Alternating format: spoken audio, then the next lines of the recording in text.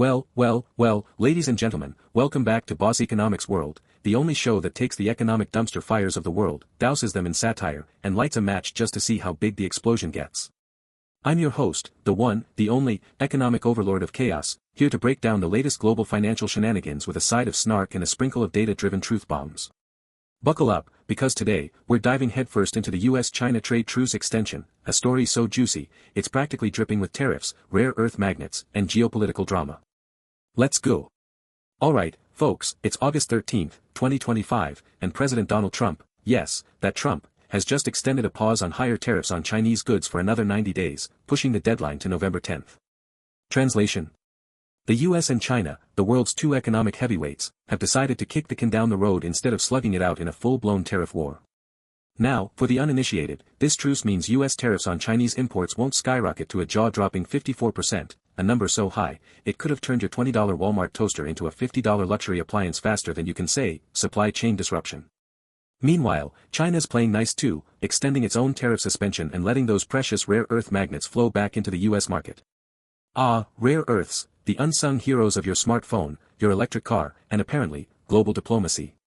But hold up, before you start popping the champagne and celebrating this de-escalation, let's peel back the layers of this economic onion, shall we? Because underneath this shiny truce extension lies a steaming pile of unresolved issues, geopolitical flexing, and, oh yeah, some serious economic problems that could blow up in our faces faster than a leveraged crypto bro on a margin call. So, grab your calculators, your coffee, and maybe a stress ball, because we're about to break this down from point to surface, Boss Economics World style. Let's start with the obvious, folks. This truce extension is like putting a band-aid on a broken leg, it might stop the bleeding for now, but it ain't fixing the fracture. For those of you who've been living under a rock, the US and China have been locked in a trade war since 2018, slapping tariffs on each other like it's a Black Friday sale on economic pain. At its peak earlier this year, US tariffs on Chinese goods hit a mind-boggling 145%, while China retaliated by curbing access to rare earth magnets, those tiny little things that power everything from your Tesla to your iPhone. But then, in May, both sides called a timeout, lowering tariffs to 30% on the US side and 10% on China's, while Beijing agreed to resume rare earth exports. And now, with this 90-day extension, we're basically hitting the snooze button on the tariff alarm clock. But here's the kicker, folks, this truce isn't a solution, it's a stalling tactic. And stalling tactics, my friends, are the economic equivalent of trying to fix a leaking dam with duct tape. Sure, it buys time, but the water's still rising. And speaking of rising, let's talk about what's really at stake here, global trade flows, inflation, and, oh yeah, the stability of the entire freaking financial system. Now, let's dive below the surface, because this truce extension isn't just about tariffs, it's a symptom of some massive economic problems that are bubbling up like a volcano ready to erupt. And trust me, folks, this volcano's got more hot lava than a central bank printing press during a recession. So, let's break it down, issue by issue, with the kind of data that'll make your financial advisor sweat and your grandma rethink her soybean investments. First up, inflation. Now, if you've been to a grocery store, a gas station, or literally anywhere in the past 5 years, you know prices are higher than a SpaceX rocket. And guess what? Tariffs are a big part of that story. According to a 2024 study by the Peterson Institute for International Economics, the U.S. China trade war has already cost American consumers $195 billion in higher prices since 2018. That's right, every time you buy a phone, a TV, or even a pair of sneakers, you're paying the Trump Tariff Tax. And if this truce hadn't been extended, tariffs jumping to 54% would have added an estimated $1,200 per year to the average U.S. household's expenses, per the National Bureau of Economic Research. Yikes. But it's not just consumers getting burned, businesses are too. Tariffs disrupt supply chains, and disrupted supply chains mean higher costs, delays, and shortages. Just look at the semiconductor industry. In 2024, the global chip shortage, partly fueled by U.S.-China tensions, cost the auto industry $210 billion in lost revenue, according to AlixPartners.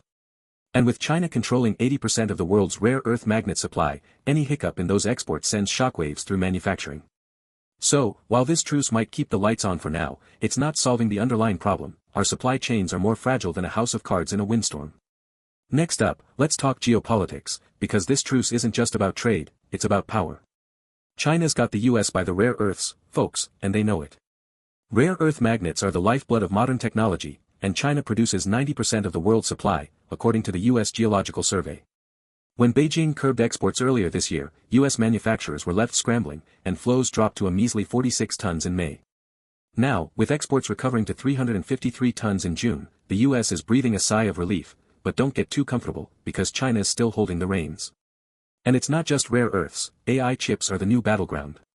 The US has been trying to kneecap China's tech ambitions by restricting exports of advanced semiconductors, but Trump's latest move to let Nvidia sell scaled-back AI chips to China shows just how messy this game is.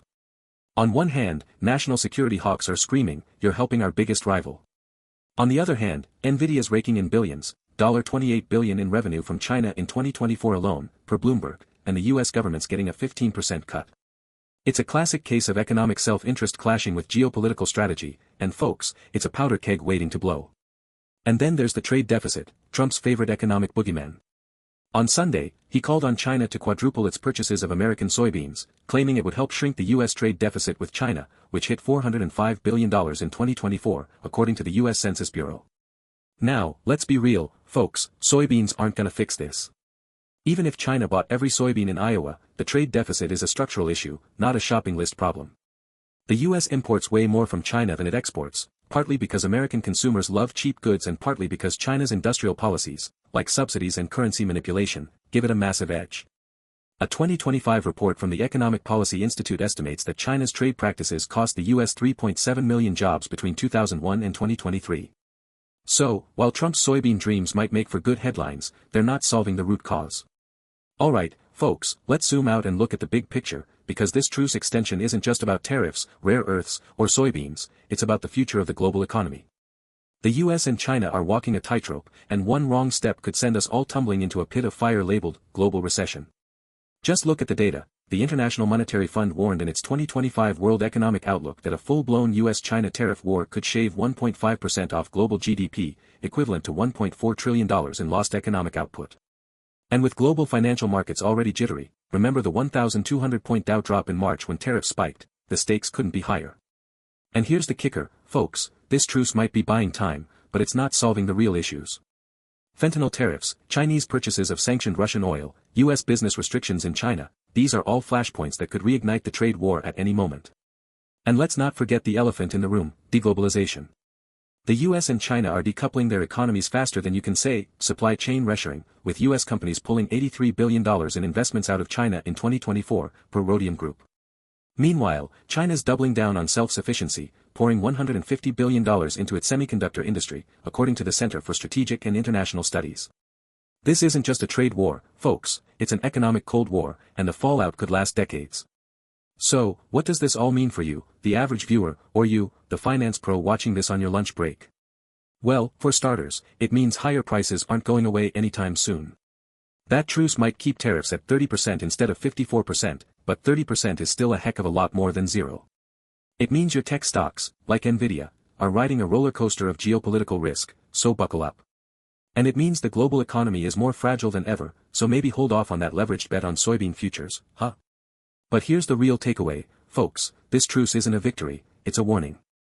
A warning that our leaders are more interested in kicking the can down the road than fixing the structural problems tearing the global economy apart. So, whether you're a regular Joe worried about your grocery bill or a Wall Street hotshot betting on the next big trade, remember this, in the game of economic chicken, the only winners are the ones who see the crash coming and get out of the way. That's all for today, folks. Tune in next time when we'll tackle the latest central bank blunders, corporate greed scandals, and whatever else the economic gods throw our way. Until then, keep your wallets tight and your satire sharper. This is Boss Economics World, signing off.